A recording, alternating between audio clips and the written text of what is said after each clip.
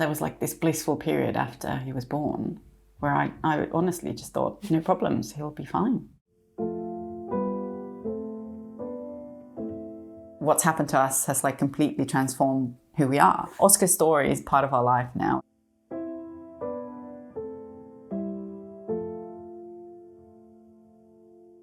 Oscar was born in 2019, March 2019, after a very, very difficult pregnancy.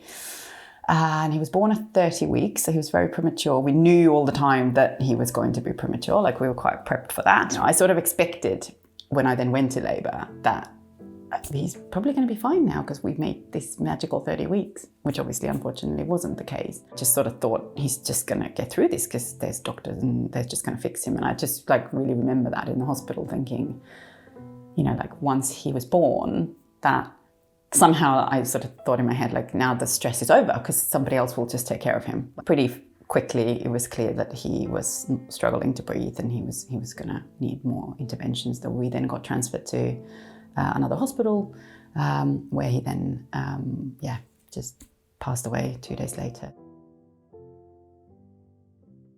I found it really hard to talk to friends about it. Everyone was obviously like offering lots of support, but I found support easier, almost like a bit of a distance. We're all grieving the same person, but it's such a different level of grief. I also felt like for me to get, almost like to be able to stand on my own 2 feet, I needed to be able to be the mum to my other son. And he was at the age where not getting out of bed was not an option, for example.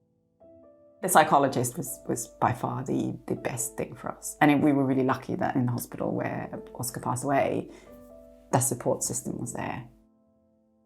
Through SANS, the UK Commission for Bereavement, following COVID, they started gathering kind of evidence and stories about how bereavement is dealt with in the society in the UK.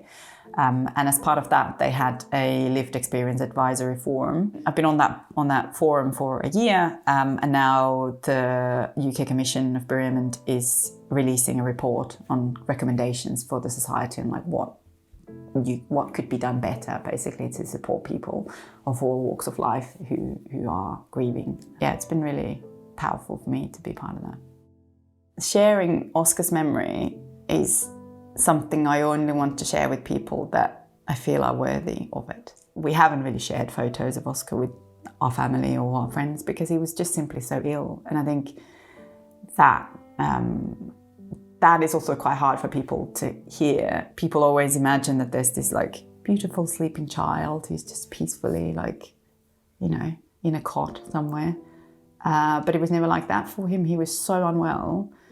And he just looked so sick that I was like, that's not what I want to remember of him. I talk about him to my other son quite a lot. Or I guess I tried to keep his memory alive with Freddie because he was obviously he never met his brother. On his birthday, we always do a cake that Freddie can then blow the candles out and eat the cake. We always take time off around because obviously his birth and death are so close together. So we usually take time off that week and me and my husband, we go for walks and just sort of remember and talk about him.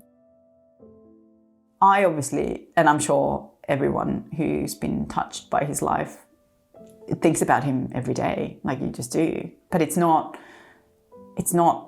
the sort of extremely painful experience. Like it's more of a memory now. What's happened to us has like completely transformed who we are. Oscar's story is part of our life now, and I don't want him to be forgotten.